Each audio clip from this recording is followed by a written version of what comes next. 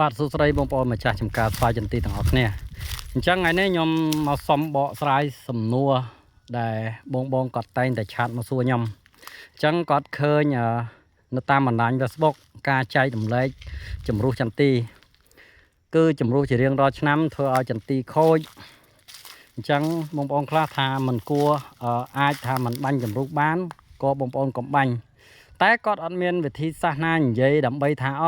បើសិនជាមិនបាញ់ជំរុះគួរធ្វើយ៉ាងម៉េចឲ្យចន្ទីរបស់យើងនឹងត្រួយផ្កាលឿនទេអញ្ចឹងបងប្អូនខ្លះក៏គាត់និយាយថាបាញ់30 10ជាដើមទៅដូចជា4600ជាដើមទៅដើម្បីឲ្យបានត្រួយលឿនអញ្ចឹងក៏លឺទាំងអស់នេះបងប្អូន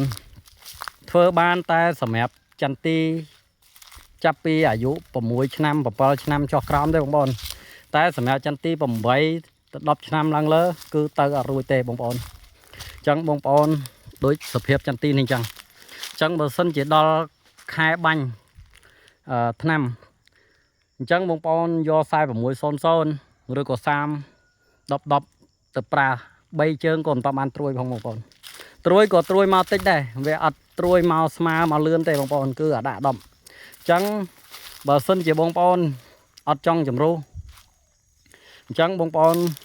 ប្រើ30 10ក៏បានដែរតែបងប្អូនកុំភ្លេចបូកជាមួយនឹងថៃអូរ៉េផងបូកត្រឹម2គីឡូ1គីឡូក៏បានដែរដើម្បីយើងបើកមុខវាបងប្អូន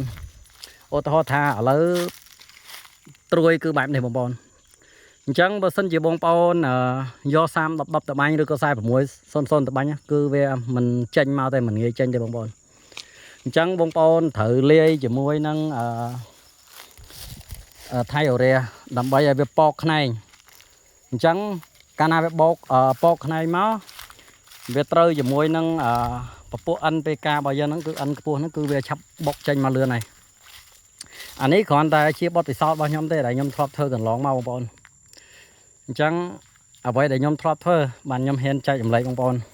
តែគ្រាន់ថាពេលខ្លះការនិយាយរបស់គេគឺឲ្យតែ N ខ្ពស់គឺបាញ់មកត្រួយលឿនគឺវាមិនមានទេវាបានតែចន្ទីទូចៗទេដូចខ្ញុំនិយាយអញ្ចឹងតែសម្រាប់ចន្ទីធំខ្ញុំឲ្យមកធ្វើទៅបើសិនជាគ្មានថៃអូរ៉េជួយជំរុញអញ្ចឹងបានខ្ញុំតែងតែលើកឡើងនិយាយថាមុន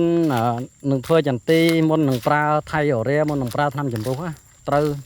ដឹងពីថាប្រយោជន៍ថ្នាំនឹងសិនតើវាប្រើបានអីខ្លះវាជួយបានអីខ្លះ